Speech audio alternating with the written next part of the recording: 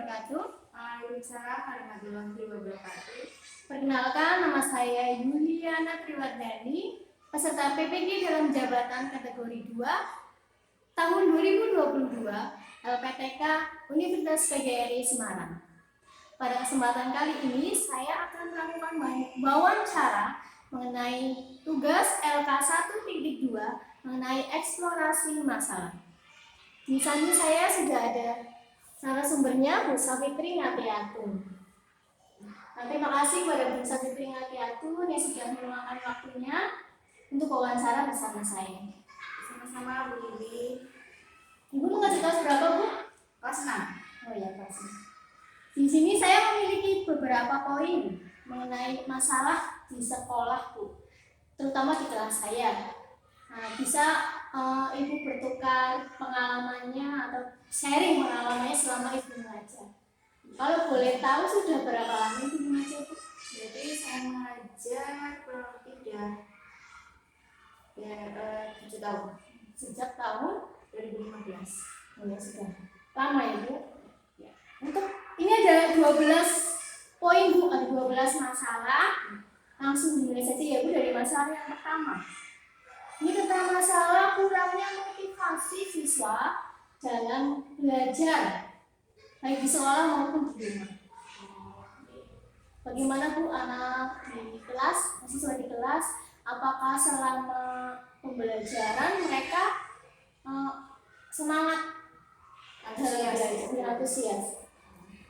Sering ya Bu Lili ya, karena kan saya juga walaupun sudah 7 tahun mengajar itu menurut saya masih sebentar lah, masih baru kemarin dalam dunia pendidikan, dalam mengajar anak-anak. Jadi ini sharing ya, dari pengalaman. Motivasi memang kadang anak-anak terlihat semangat, kadang-kadang anak-anak lesu seperti itu ya. Maksudnya motivasi kan seperti itu, ada keinginan untuk belajar lah ya. Tapi selama saya mengajar ya ada aja yang seperti itu Bu Luli. Jadi mereka kadang seperti ngantuk ketika saya tanya juga, kenapa ngantuk, kenapa lesu. Mereka begadang, terutama yang anak-anak kelas 6 ya, mereka kan sudah mulai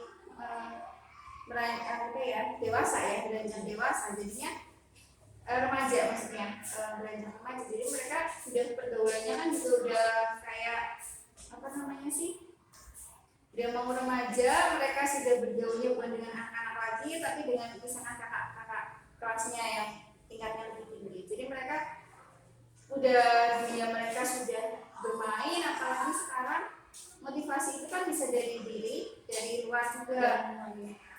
Kemarin pandemi, jelas pandemi, mereka sudah walaupun terbiasa daring, tapi ketika mereka diberi kebebasan bermain HP, menggunakan HP, terutama yang saya lihat selama ini masih untuk main game. Jadi mereka sudah terlalu asik dengan permainan itu.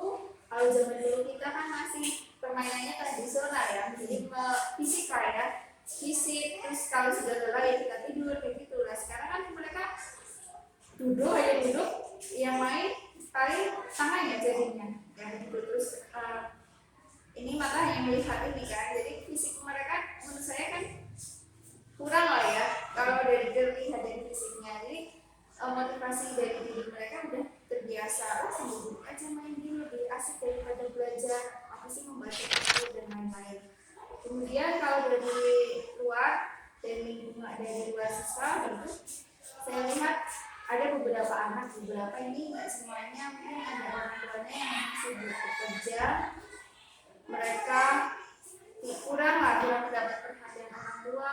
Ketika pagi mereka berangkat sekolah, orang tuanya bekerja, atau ketika orang tua pulang bekerja, anaknya sudah tidur, jadi mereka kurang perhatian di situ. Jadi kayak tidak terpantau, kamu tadi belajar apa? Kan biasanya ada orang yang seperti itu, menanyakan seperti itu. Tapi saya lihat dari kelas saya, beberapa lah ada orang yang enggak, ada anak yang tinggal dengan mbahnya, orang tuanya bekerja di luar negeri, mereka hanya bisa memantau melalui HP. Ya menurut saya itu membuat motivasi mereka untuk belajar, untuk bisa putar. Jadi seperti itu. Itu di kelas saya. Jadi motivasi siswa itu berasal dari dalam diri, dari orang tua. Iya, menurut saya seperti itu. Untuk poin kedua, Bu, masalah yang kedua ini rendahnya minat baca. Di kelas saya banyak kan anak-anak misalkan ketika pembelajaran saya suruh untuk membaca paling hanya bertahan beberapa menit terus mereka langsung malah asik bermain ya. Jadi kurang rasa ingin membaca itu kurang. Apakah di kelas itu juga seperti itu? Sama Bu Lili. Jadi di kelas saya juga macam-macam kan ya karakteristiknya. Ada yang saya bacakan cerita, jadi pernah saya pancing nih, pernah saya pancing bacakan cerita. Harapan saya ketika saya membacakan cerita yang sepenggal setengah-setengah, mereka akan tertarik lagi untuk mau buku. Saya sudah sediakan buku itu di kelas. Karena kemarin kelasnya itu masih itu kan mejanya diambil dari meja belakang untuk tempat penyimpanan buku diambil. Jadi saya letakkan di meja depan. Saya sudah siapkan itu cerita, satu buku cerita, saya bacakan sekilas. Tapi ada yang memang mereka berminat membaca, langsung oh ya ini ceritanya apa ya, dicari di buku itu, mereka melanjutkan membaca. Ada juga yang tipe mereka itu hanya suka mendengarkan. Jadi kalau saya tidak membacakan, mereka tidak mau membaca. Jadi memang keinginan mereka untuk membaca apapun ya sekarang ya, memang karena sekarang zamannya digital, kayaknya lebih asik membaca lewat gadget apa ya, apalagi mereka lebih asik WA. Kalau misalnya membaca WA ketika kemarin pas di WA apa pembelajaran lewat HP ya ada yang antusias juga. Nah, tapi kan kendalanya juga banyak waktu dari kemarin ya, mereka bisa suka di situ. Tapi untuk membaca buku literasi ya masih kurang, apalagi sekarang itu sudah ada e-book, buku-buku yang bisa diakses di HP, apa bentuknya sekarang filenya PDF bisa diakses di HP. Jadi untuk membaca buku yang seperti kita, buku yang ternyata ya ada jaraknya masih kurang juga di kelasnya. Untuk koleksi buku gimana? Apakah sudah bermacam-macam seperti buku dongeng atau hanya buku cetak mata pelajaran yang ada di kelas? Yang di kelas saya enggak ada buku dongeng satu, ya terbatas berarti ya, buku dongeng satu. Terus ada majalah yang untuk anak-anak juga ada. Cuma kan itu tidak setiap bulan diperbarui. Ya, tapi ada beberapa lah, ada buku majalah itu untuk anak-anak. Terus ada buku mata pelajaran yang tidak maksudnya yang bukan buku tema, tapi ada buku mata pelajaran yang zaman dulu kan masih ada yang per mapel, itu kan juga bisa dibaca-baca. Tapi kenyataannya tetap rapi di situ, tidak tersentuh. Untuk perpustakaannya bagaimana Bu? Apakah aktif atau Perpustakaan saya lihat belum aktif, jadi belum pemanfaatannya belum lah ya. Anak-anak kadang mereka ketika anak-anak ke perpustakaan ya mereka hanya buka paling satu lembar dua lembar, setelah itu diletakkan berantakan lagi. Selama ini saya lihatnya seperti itu. Kalau misalkan ada mereka tidak terlalu sekarang fokus untuk membaca bukunya itu kurang, jadi mereka hanya mungkin tertarik dengan gambar-gambarnya saja. Setelah itu yang ditutup, tidak membaca isi bukunya apa gitu. ya. Jadi fokusnya ke gambar. Ada yang dipandang seperti itu, hanya lihat gambar, oh lihat judulnya menarik, tapi pas dibuka ternyata dia tidak membaca isinya. Lanjut ya Bu, untuk masalah yang ketiga ini selama pembelajaran matematika mengenai numerasi, rendahnya kemampuan numerasi anak. Banyak anak-anak ketika belajar matematika pasti kan kayak banyak yang mengeluh, pusing Bu dan lain-lain, banyak rumus dan lain-lain. Kelas Ibu apakah sama atau bagaimana? Sama, apalagi kelas 6 ya. Kelas 6 itu mengulang lagi. Dari kelas paling tidak kelas 4 lah ya, kelas 4, 5, 6 itu mengulang lagi. Ketika padahal itu sudah pernah, tapi karena mereka tidak terbiasa belajar lagi di rumah, lupa sampai sekarang.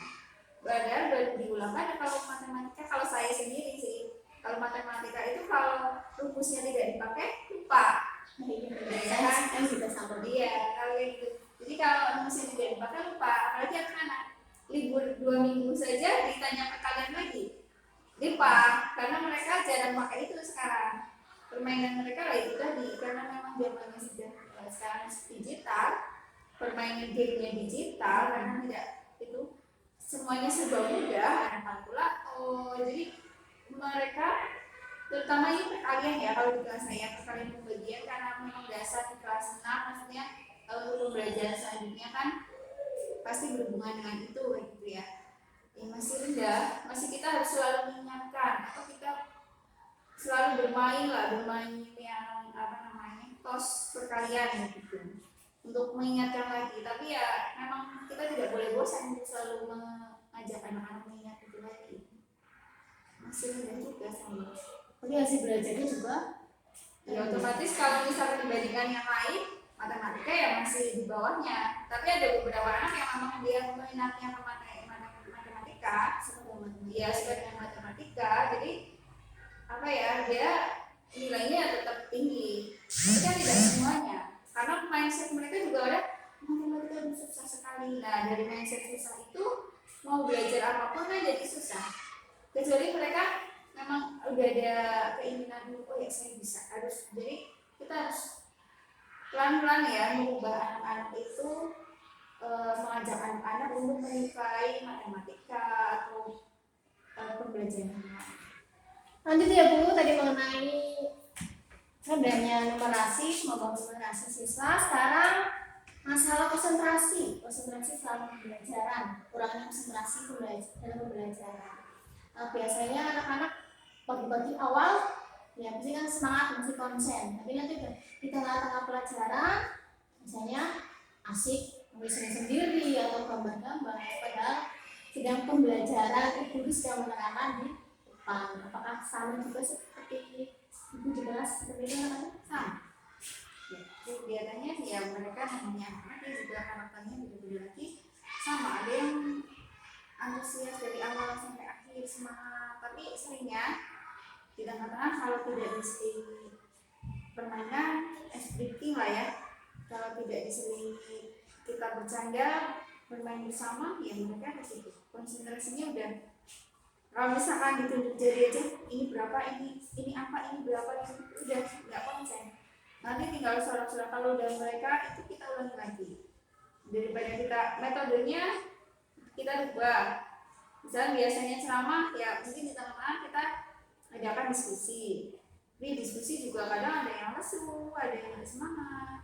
Ya kita apa ya? Saya juga lagi belajar gimana caranya untuk anak-anak pas di tengah-tengah jam itu ya setelah istirahat terutama ini mereka semangat lagi. Kita sedikit lagi dengan kegiatan-kegiatan yang kira-kira membuat anak-anak senang.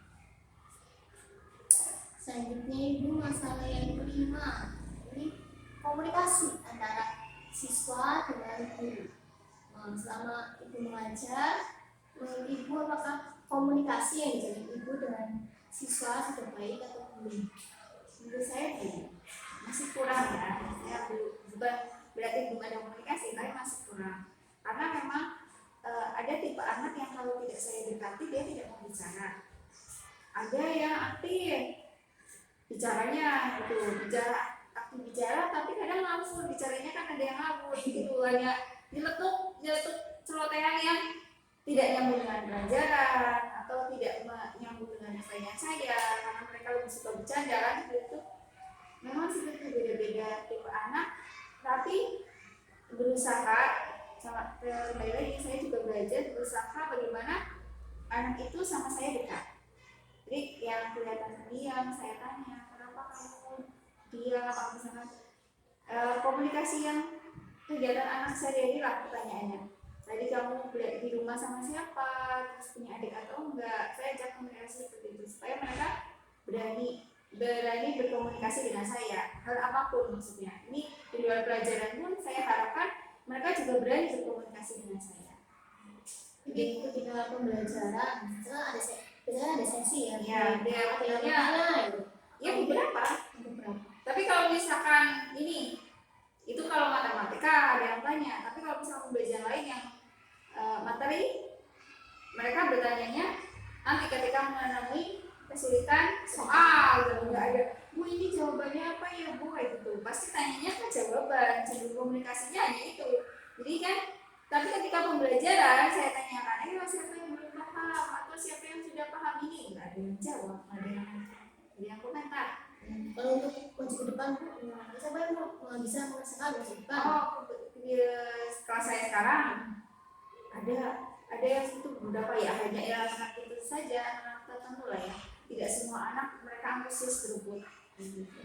Mereka juga melihat kesulitan, mungkin bagi mereka kesulitan soal ya. Kalau mereka merasa mudah rebutan, langsung aja. saya tinggal satu dulu, bu saya bu gitu mesti. Tapi kalau misalnya Soalnya susah, soalnya sudah takut mulai salah. susah, ya udah aku duluan itu, mereka jadi mau aja gitu. Terus untuk masalah selanjutnya lagi yang keenam, ini masalah komunikasi antara guru dengan wali murid atau orang tua siswa. Gimana? Apakah orang tua siswa itu welcome atau mampu meluangkan waktunya untuk ke sekolahan, ya, atau ya komunikasi lewat hanya komunikasi lewat HP saja itu boleh.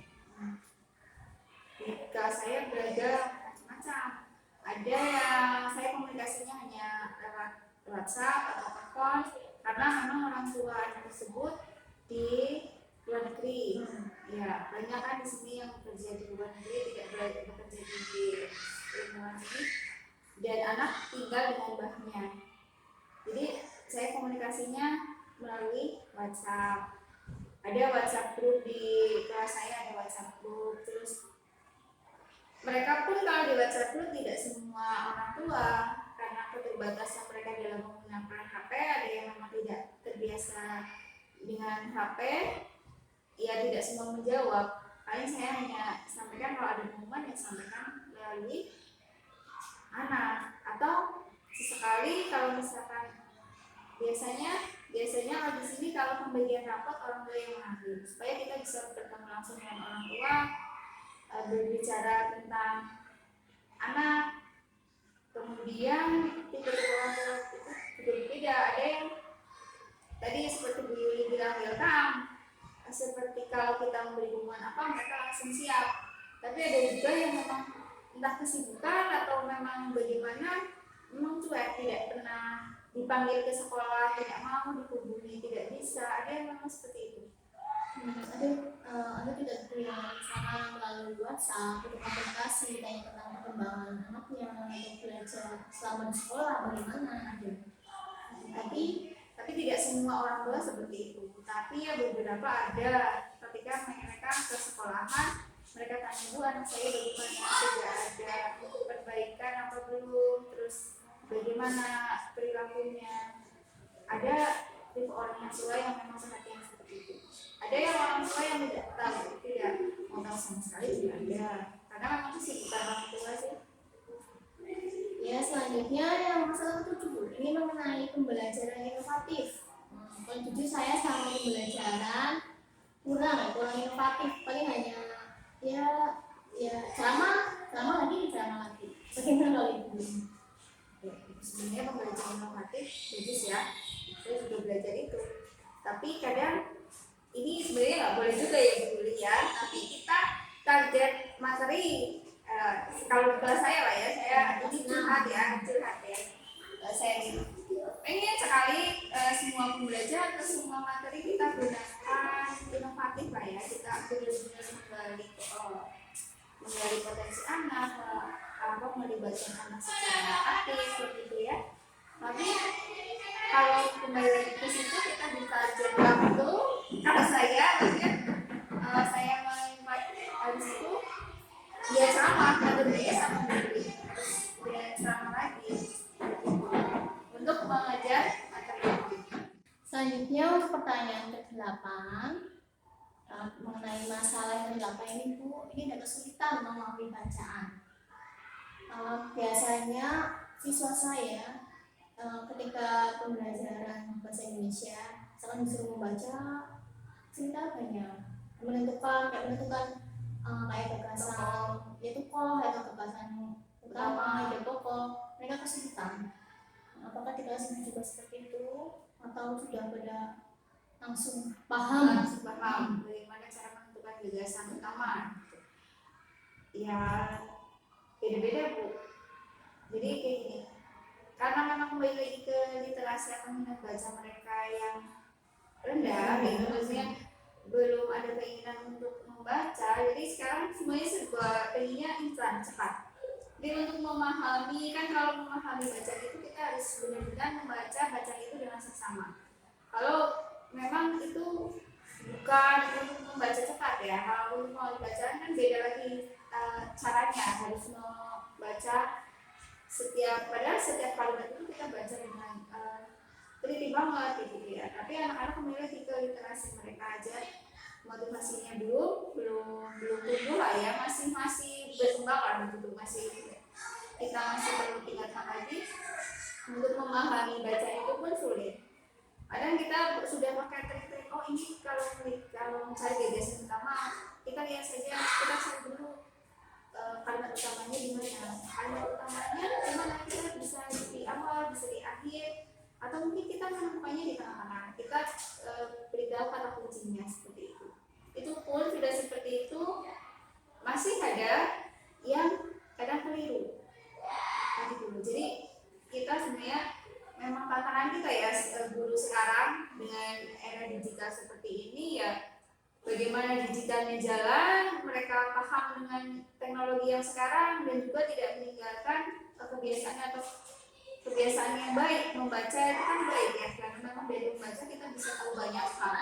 Itu bagaimana kita memotivasi mereka atau mengajak mereka untuk memahami bacaan. Sama sih di kelas saya juga seperti itu. Kalau masalah memahami bacaan, apalagi kalau beberapa paragraf, mungkin kalau yang masih satu paragraf, oke, mereka masih bisa mengikuti ya.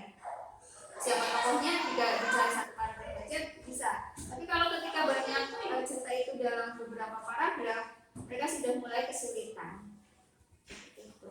Untuk kegiatan atau program sekolah ada tidak itu yang mestinya menunjang kemampuan siswa tentang membaca pemahamannya meningkat di sekolah itu? Kalau program berarti kita itu, kalau program kita sendiri memang belum ada ya. Tapi kan kita ada bulan bahasa, ya kita biasanya mengikut anak-anak kita ikutkan dalam kegiatan bulan bahasa. Jadi mereka kalau di bulan bahasa kan bisa mereka membaca cerita, membuat cerita, gitu untuk membangkitkan motivasi mereka lagi dalam membaca, terus pokoknya dalam berbahasa Indonesia yang baik dan benar, membuat puisi, membuat pantun dan lain-lain. Untuk selanjutnya masalah yang ke-9. Nih, biasanya selesai kesulitan dalam mengerjakan soal matematika dalam bentuk cerita. Biasanya kalau langsung misalnya 100 tambah berapa itu kan langsung ya. Tapi untuk misalnya soalnya bentuk cerita, ya kesulitan, bingung kayak ini cara mengerjakannya bagaimana, atau cara dijumlahkan atau dibagi, mereka masih kesulitan. Iya, seperti itu. Kembali lagi membacanya, memahami bacaan itu tadi. Nah, kita harus mengajak mereka memahami suatu bacaan dulu sebelum kita rubah soal itu menjadi soal cerita. Kalau harus dilatih lagi. Di kelas saya juga seperti itu begini.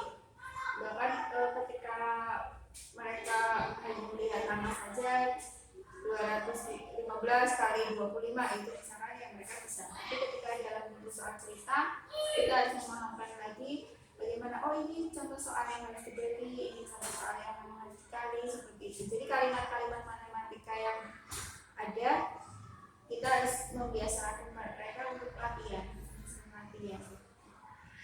Sering-sering latihan juga, kalau misalkan di rumah tidak diulang lagi atau mereka sudah dibawa main ya kadang-kadang lupa. Untuk alat atau yang menunjang pembelajaran seperti itu nggak bisa. Untuk menunjang pembelajaran matematika bisa lebih kontekstual alat peraga ya ada. Kita bisa, kalau yang saya biasanya menggunakan benda-benda yang ada di kelas, bisa tergantung materinya. Kalau misalkan kalau kelas 6 kan kadang ada yang membangun ruang, itu kita membuat jaring-jaringnya, terus kita bentuk menjadi kubus, menjadi balok kayak gitu. Untuk bangun data ya kita bisa membuat sendiri medianya. Itu pembelajaran yang kayak seperti soal cerita memang ya sekedar itu ya Bu, kayak memang awalnya melakukan pemahaman tentang bacaan itu. Kalau Kegiatan saya lain baru itu dia belum menggunakan yang dunia nyata gitu dia. Misalkan kan melakukan kegiatan kayak jual beli atau apa di sekolah, kayak ya jenis kegiatan Bermain seperti itu ya. Ya sekali, tapi kan tidak semua materi kita bisa bermain. Artinya kalau saya sih belum mempraktekkan ke semua materi. Maksudnya ada beberapa materi yang memang mereka pakai bermainkan, tapi saya tidak melakukan itu ke semua materi gitu. Lanjut soal masalah yang ke-10 Ibu, ini mengenai miskonsepsi. Kalau di bahasa Inggris miskonsepsi tentang materi sistem peredaran darah. Mungkin dalam materi sistem peredaran darah kan karena banyak sekali kayak urutannya, istilah-istilahnya, dan siswa itu sering tidak paham istilah-istilahnya, terus bingung juga urutannya sering terbalik ya. Ibu pernah mengalaminya selama mengajar? Kelas 6 kan materinya kalau ujian kan biasa diambil berapa persen kan dari kelas 5, 4 gitu ya. Tentang peredaran darah juga itu mereka masih ada beberapa miskonsepsi lah, memang seperti itu. Kalau misalnya peredaran darah besar sama peredaran darah kecil saja mereka terbalik. Yang besar seperti apa sih, yang kecil seperti apa? Kita harus memberi pemahaman, atau kita kadang kalau misalkan dijelaskan kan pertama itu ya, kita kadang kalau saya sendiri ya, kalau kelas lain ya tidak tahu. Maksudnya saya sendiri karena itu kembali lagi ke materi ujian, jadi tidak menggunakan alat peraga menjelaskan kembali materi itu ya pasti bingung. Tapi kalau ayo kita buat gambarnya bersama-sama gitu, dengan membiasakan itu. Oh iya ya, mereka kan menggambar, mereka terlibat bagaimana kalau peredaran kecil berarti dari jantung, misalnya dari jantung ke paru-paru nih, dari paru-paru ke jantung lagi. Itu pun baru yang jantung, paru-paru ke jantung, belum lagi ke yang venanya atau pembuluh darahnya kan. Iya, kompleks. Ini ya kita harus benar-benar yang misalkan ke paru-paru berarti pulmonalis nih. Berarti misalkan yang balik berarti vena pulmonalis yang dari paru-paru. Kalau yang ke paru-paru berarti sama juga belakangnya pulmonalis, tapi apa ya yang ke paru-paru yang keluar dari jantung berarti arteri gitu. Ini benar-benar diulang-ulang kalau di kelas saya. Nggak tahu kelas lain ya, mungkin kalau pas kelas 5-nya nggak tahu, tapi kalau saya mengingatkan kembali di materi kelas 6 untuk ujian sekolah, kadang kan kita harus mengambil materi dari kelas matematika ya. Jadi ya udah, kita caranya ya kita menggambar bersama-sama. Kalau faktor dari diri anak tuh kayak apa yang mungkin karena faktor materinya kompleks, anak kan jadi kayak memang malas ini mempelajarinya. Faktor dari diri apa anak-anak semangat untuk belajar sebenarnya, tapi karena materinya susah itu yang saya lihat ya, ada beberapa anak yang memang masih kurang motivasi, jadi mereka mau pelajaran apapun ya masih bodoh. Tapi memang anak-anak itu ada yang mau berusaha tapi tidak bisa ada ya. Kita kenali dulu mereka kendala mereka dalam miskonsepsi ini atau dalam pemahaman ini apa gitu. Apakah memang mereka tidak mau belajar atau memang karena mereka sudah berusaha berbagai metode atau sudah berbagai cara belajar mereka belum bisa ya, kita masih ya. Atau ini ada anak-anak yang memang suka kegiatan matematika, kegiatan gambar gitu ya, kalau kegiatan IPA ini ya mereka nggak ada masalah sama sekali. Tapi yang jadi masalah karena ini yang tidak mau belajar itu, belajar terus tidak menyukai mata pelajaran itu, karena udah lihat kata-katanya aja, belum lagi itu nanti penyakitnya, ada anemia, leukemia hampir sama lah, itu sih kebalik-balik. Jadi kita harus benar-benar mengenalkan ke anak seperti itu. ini faktor-faktor ya dalam konsepsi. Makanya selanjutnya masalah yang sebelah sini mengenai pembelajaran HOTS berbasis HOTS. Saya sejujurnya selama saya mengajar ini saya belum paham antara maksudnya ini saya mengajar sudah HOTS atau belum atau masih HOTS. Saya jujur masih belum tahu. Jadi dalam ketika siswa mungkin mengerjakan soal HOTS juga mereka kurang bisa kurang menguasai. Ini bagaimana selama belajar? Sama saya juga belum menguasai itu ya, belum pernah belajar oh ini bedanya HOTS sama LOTS gitu ya. Kita bisa tahu dari indikatornya atau dari kata kerjanya gitu ya. Tapi tidak, kalau di kelas saya belum saya terapkan terlalu sering lah ya, masih ya 1-2 lah. Maksudnya kita sering harus mengajak anak untuk berpikir kritis begitu. Tapi belum semua pembelajaran sih, karena memang saya melihat kemampuan anak dulu. Saya bertahap gitu loh, tidak langsung di black ke HOTS, kan memang harus ada tahapan-tahapan gitu. Jadi kita harus ya HOTS itu saya belum buat yang harus semuanya HOTS kayak gitu. Tapi saya sendiri untuk beberapa kita mengajak anak untuk berpikir kritis. Jadi pelan-pelan disesuaikan. Iya, kalau saya, tapi kalau misalkan dia ketika kemampuan anak sudah terbiasa dengan HOTS, mau ada beberapa persennya HOTS, mungkin mereka sudah terbiasa. Tapi menurut saya memang harus bertahap. Mereka saja kalau diberi soal yang mudah, ya menurut saya mudah kan, kadang menurut guru mudah, belum tentu mudah untuk anak seperti itu. Selanjutnya ini masalah yang terakhir Bu. Terasa sudah masalah yang ke-12 ya. Ini masalah pemanfaatan teknologi dalam selama pembelajaran. Menurut Ibu selama pembelajaran sudah memanfaatkan teknologi yang ada di sekolah dengan maksimal atau belum? Sebelum kira-kira faktornya apa saja? Ini saya sendiri. Iya. Saya sendiri ya. Kadang keterbatasan waktu tadi, materi. Yang kedua, mereka kalau saya misalkan menggunakan LCD, proyektor, ada yang tipe anak bosan dengan seperti itu, nggak suka. Ya oke, 1 menit 2 menit mereka masih konsen, fokus ya. Tapi setelah itu mereka udah nggak mendengarkan. Apalagi kalau misalnya tidak didukung dengan sound yang bagus. Maksudnya kadang kan itu speakernya rusak ya, maksudnya untuk mengubah speaker kadang ada kendala lah. Apalagi kalau sudah punya kendala membuat anak konsentrasi lagi, mereka juga akan susah. Kalau soundnya tidak menggelegar seperti yang di sekolah kalau di bioskop terlalu itu ya. Tapi kalau di kelas yang penting sampai ke siswa yang paling duduk paling belakang ya, itu terdengar, itu batas. Terus tapi kalau terlalu keras nanti nggak juga ke kelas lain lagi ya.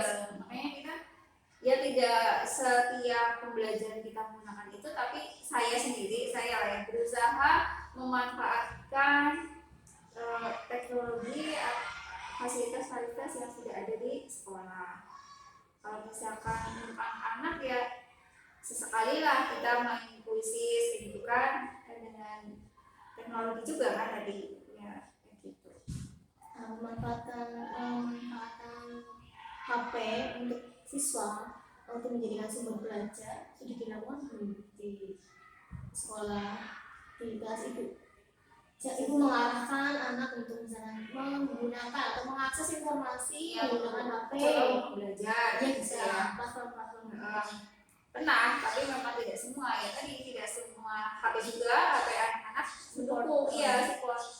Kalau kita misalkan kita main saja, tidak semua anak bisa. Ada yang sudah laporan guru HP saya tidak bisa masuk wisis gitu. Terus kita mengajar penuh ya, kendalanya seperti itu. Terus ada laporan kembali Pak guru, misalnya anak saya tidak bisa mengikuti kegiatan dari guru mengerjakan wisis, atau misalkan sekali kan pernah walaupun ini kita sudah mulai normal ya, tapi sesekali di rumah beberapa kita janjian sama anak melakukan Google Meeting. Kalau misalkan itu ketika anak-anak mengalami kesulitan belajar karena menggunakan Google Meeting, ya memang HP kendalanya itu tadi, HP-nya nggak support tuh, nggak bisa masuk Google Meeting-nya seperti itu.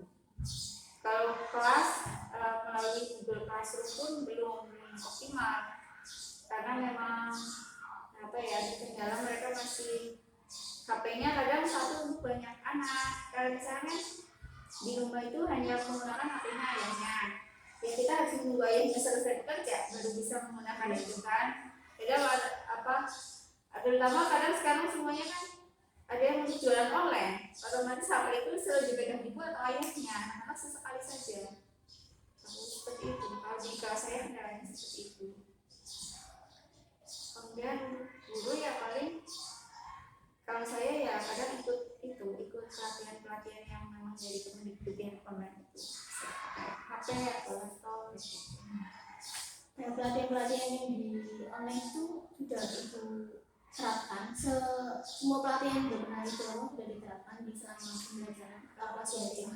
Ya kita belajar. Masih proses, ya. Jadi, oh ini cocok nih di kelas saya, banyak karakteristiknya ini, coba saya terapkan lah. Bukan untuk coba-coba ya, tapi kita memang terapkan. Oh ya, memang hasilnya beda ya. Gitu sudah berusaha lah, dari ada maksudnya dari diri saya sendiri ya, berusaha selalu ingin berusaha bagaimana pembelajaran itu seperti sekarang ya, kurikulum merdeka, apa yang memang seharusnya semuanya berpusat ke anak, ada profil belajar Pancasila juga, bagaimana kita membuat anak itu nanti tibanya ke profil belajar Pancasila tadi. Ibu, tidak terasa sudah semuanya terjawab dari 12 masalah yang saya alami, dan sharing, Ibu sudah sharing 12 masalah tersebut. Sudah 30 menit ya, tidak terasa sudah berlalu. Saya ucapkan terima kasih kepada Bu Safitri Ngatiatun ya atas kesediaan waktunya untuk melakukan wawancara pada hari ini. Kurang lebihnya saya mohon maaf. Wassalamualaikum warahmatullahi wabarakatuh. Waalaikumsalam warahmatullahi wabarakatuh.